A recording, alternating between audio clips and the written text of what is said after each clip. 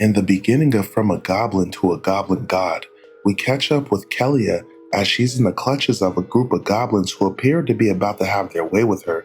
But before the goblins can do their business, they're confronted by a little goblin named Lin Tian, who seems to be different from all the rest. The goblins attempt to kill him for raining on their party, but the little goblin Lin pulls out a blade and immediately dispatches one of the goblins and forces the others to back off and retreat. Lin then proceeds to rescue the human female from being aped by the goblins. Now, this world was created by gods, but various humans and monsters have carved out a place amongst this continent. Now, this goblin Lin was once human, but unfortunately, he was reincarnated as a lowly goblin, the weakest and most filthiest monsters in all the world. Now, goblins have the ability to get stronger through constant reproduction, so Lin is considering the fact that maybe he could mate with this human female. But before he can do so, he has to protect her from the other goblins, and then he wants to help her find the Holy Order to see if they can help him.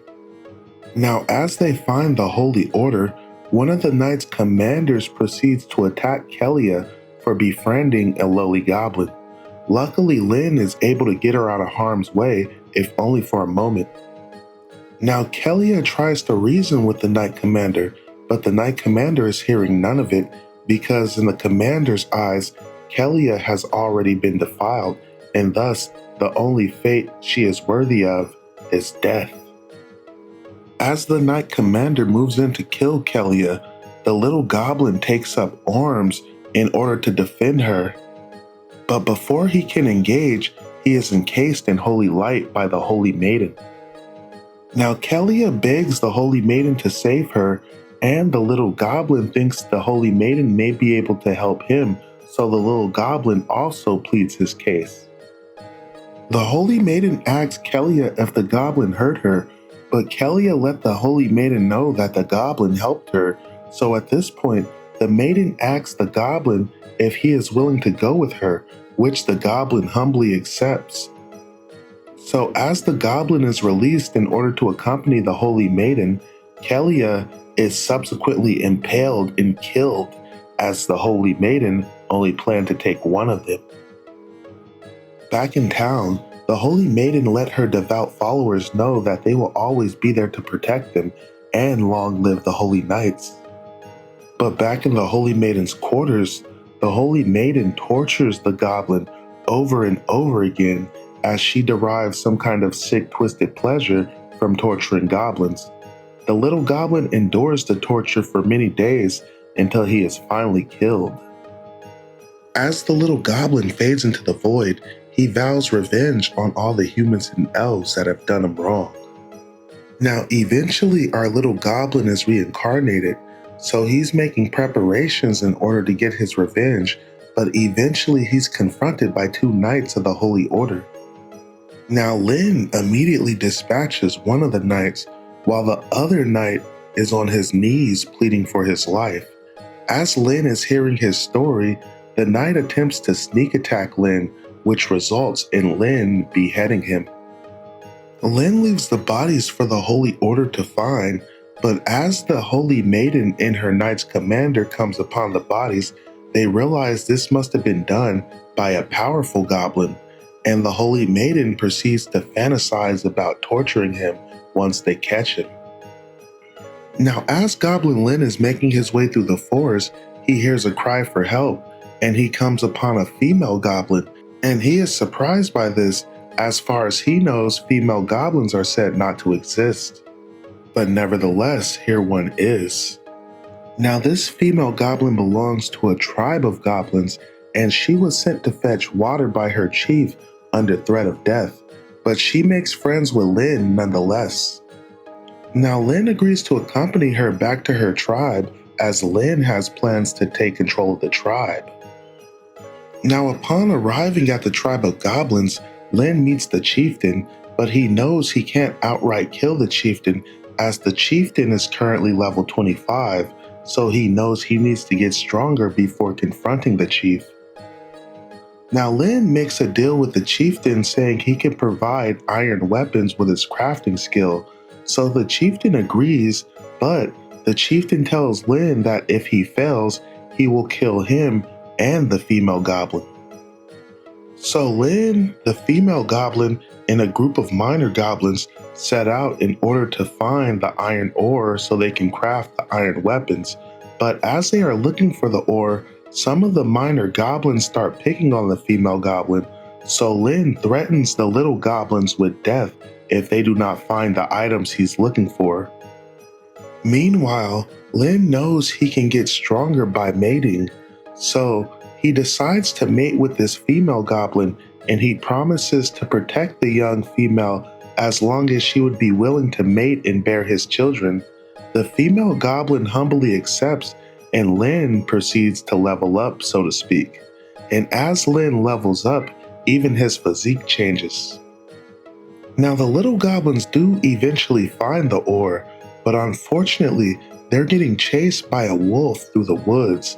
Now Lin notices this, and he proceeds to easily dispatch the wolf, and then Lin takes the ore in order to create iron weapons for the goblin tribe. Now the goblin chieftain is impressed, and he tasks Lin with making even more spears, an impossible amount, within 2 days, but Lin manages to get the task done with relative ease. Now at the victory celebration, the chieftain sends over a hunk of meat to Lin to congratulate him, but unfortunately, the meat was tainted in order to poison Lin. Now fortunately, Lin anticipated this, and as the chieftain proceeded to grab the female goblin in order to execute her, Lin grabs his weapon and slices off the chieftain's hand. Now the chieftain is stunned, so the chieftain proceeds to engage Lin, but as the chieftain engages Lin, Lin simply dodges his strike and proceeds to behead the chief. Now Lin takes out the chief and proclaims himself the new goblin chieftain. Lin proclaims to all the goblin miners that he will lead attacks on the elves and human, and they will have wild sex and endless meat to feast on. And as all this is going on, a little female elf is watching from the shadow, and she takes note of this. Now it turns out that little female elf that was watching them is actually an elf princess named Kasana, and she proceeds to head back to her village in order to report the news to her mother. Now as she enters her mother's chamber, her mother is in the middle of having quite the soiree, but nevertheless, she reports the news to her mother.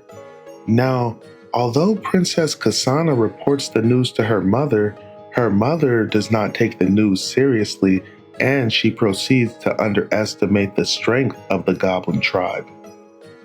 But when we catch back up with the goblins, we see the goblins are killing giant animals and raiding the forest and proceeding to level up as they are planning a raid on the elf villages. Now, as the goblins are planning this raid, they notice they are being watched by somebody. Now, the people that are watching them try to retreat, but unfortunately, they are hit by arrows that have been dipped in goblin fluid, so the arrows immediately paralyze them, one of them being Kasana, the elf princess. Now, the goblin chieftain tells the goblin subordinates that they can go ahead and eat the other 2 elves while he takes the female princess Kasana and he proceeds to level up. Now when we catch back up with the Holy Mother, she seems to be done with her soiree as her men seem to be exhausted. Now one of her servants informs her that Princess Kasana has yet to return, but before the Holy Mother can even think, 2 arrows come flying in the room, one of which hits her servant, but she catches the other arrow. Now, although she caught the arrow, unfortunately the arrow she caught had been dipped in goblin fluid, so although she dons a blade and attempts to defend herself, her strength has been zapped and her body is almost paralyzed, and under the circumstances, there's no way she could effectively defend herself. Now, unfortunately, Her village is being raided by goblins, and the chieftain goblin Lin informs her that she needs to have his children and do as he says if she wants to live. The Holy Mother agrees to this as long as the chieftain goblin Lin does not harm her children, so the Holy Mother ends up saving her life, at least for the moment, but this is only the beginning. To be continued.